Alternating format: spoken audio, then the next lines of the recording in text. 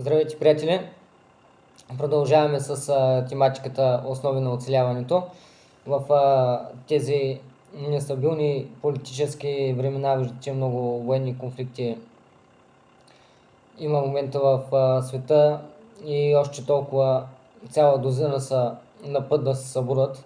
Просто това е ефекта на доминото.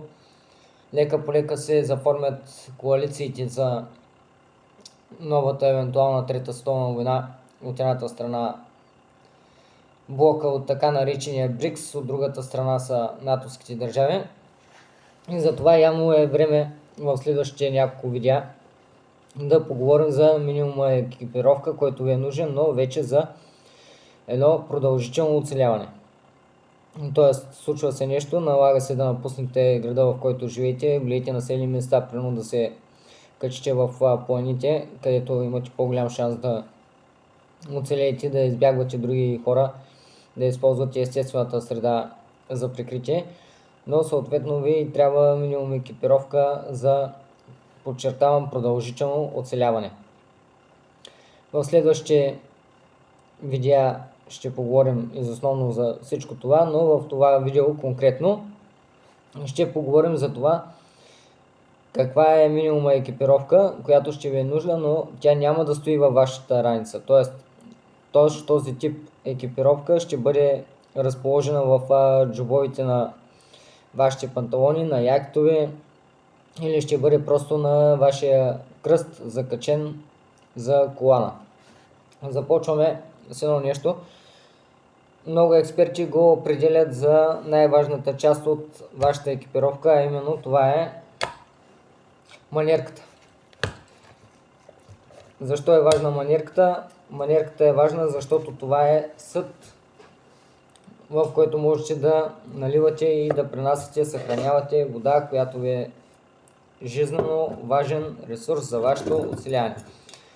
Лично тази манерка, която закупих наскоро от Stay Alive, може би сте гледали видеото, е много добра, защото е алуминиева, с малко по-голям капацитет от 300 мл, за разлика от стандартните натовски манерки. И другото, което е хубавото, е, че тя е тънкостенна, алуминиева и можете направо директно да приварите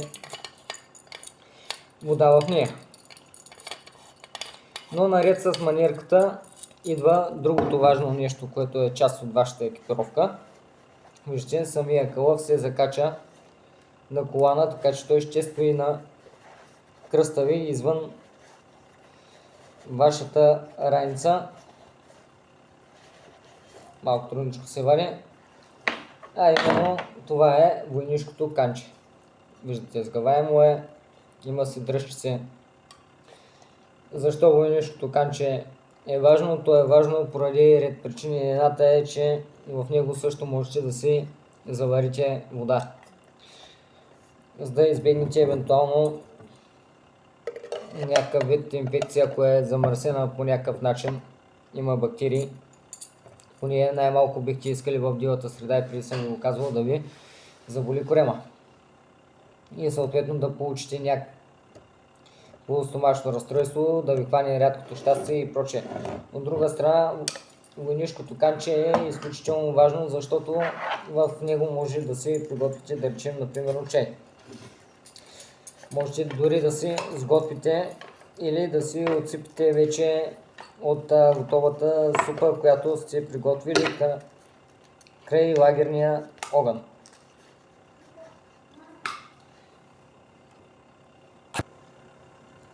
Естествено, друг вариант е манерка, каквато е моята стара. Продава се масово отново по сайтовете. Твърде често без войнишкото канче можете да я окомплектовате с такова. Тя също е съвместима с всички видове канчета, както тази манерка, които се побират в този кълъв. Продават такива манерки, които са US натовските еднолитрови, също окомплектовани отново с манерки. Добре е естествено към екипировката ви да има и втора манерка. Тя може да не е пълна с вода да я носите празна, просто прикачена към раницата, към мулстимата. Поради факта, че когато вече се установите на една добра локация, на място с постоянно течаща питейна вода, така ще можете да събирате и да съхранявате повече вода. Друго много важно нещо, като част от вашата екипировка, това са ножовете. Лично аз препоръчвам да имате два ножа, един за ляво и един за дясно носене, т.е. от двете страни на хълбоците по един нож. И преди съм ви казвал, препоръчвам Канцбола на Moran Knife с сервиалкита, който разполага с точило диамантино и магнезиева запалка за заточване на ножове. Запален на огън, извините. Ножът е изключително добър, ефективен. Става за дране, за мушкане, за кълцане, за разфасоване, леки чаки, така че може да ви свърши много добра работа. Препоръчвам някаква разцветка, различна от зелен или черен. Сега имате един нов модел Канцбола, който е червен. По-трудно се губи самия нож, т.е. когато ви се налага да изграждате лагера, да работите по-продължително с него, ли се губи ножа, ако го оставите до вас, за да вържете примерно паракорда или нещо друго. Друго много важно нещо е здравия стабилен нож. Добре е да си купите някакъв нож ръчна изработка на някой от доказаните майстор-ножари в България. Може да посетите някой от големите български ножарски школи, като Орешака в Велико Търново има много добър млад майстор, потомствен в стария град на Велико Търново, доколкото знам старата част. В Ловеч също има много добър майстор ножар. В Шипка, Казанлък, Карлово, така че можете да се разгледате из интернета, ако ви е интересно. Може да заместите здравия ловен нож с мачете от подобен тип. Аз преди съм ви казвал, харесвам такива, защото са къси мачетата до дълъг нож, стават за самоотбрана за абсолютно всичко, особено срещу дивите животни. Общо взето почти приключваме с остриетата, които ще бъдат поставени на вашия клан. Задължителна част от екипировката трябва да ви е сгъваем нож с клипс. За бързо вадене всичко става, допълнителното острие е много важно. Може да бъдете нападнати от диво животно, повалени на земята, да не можете да извадите някои от ножовете, които са по каниите, по хълбоците ви, да бъдете по някакъв начин възпрепятстван, но ножа с клипс, закачен от вътрешната страна на джоба на панталона ви, винаги ще ви е под ръка. Друго важно нещо, което ще е в джоба ви, това е мултифункционален швейцарски нож с поне 10 функции. Лично аз препоръчвам модел Къмпинг на Victorinox или модел Explorer. Дори модел Explorer е една идея по-добър от къмпинга с една функция, тъй като Explorer има абсолютно всички видове прибори, които съдържа и ножа къмпинг, но има и така наречената оптическа леща, т.е. леща, с която можете да запалите лесно огън. Мисля, че увеличението беше 3/6.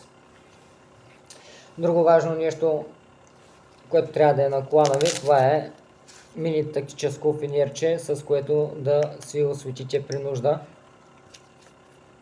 Това е изключително ефтино бюджетно фенерче, закупено от Браник.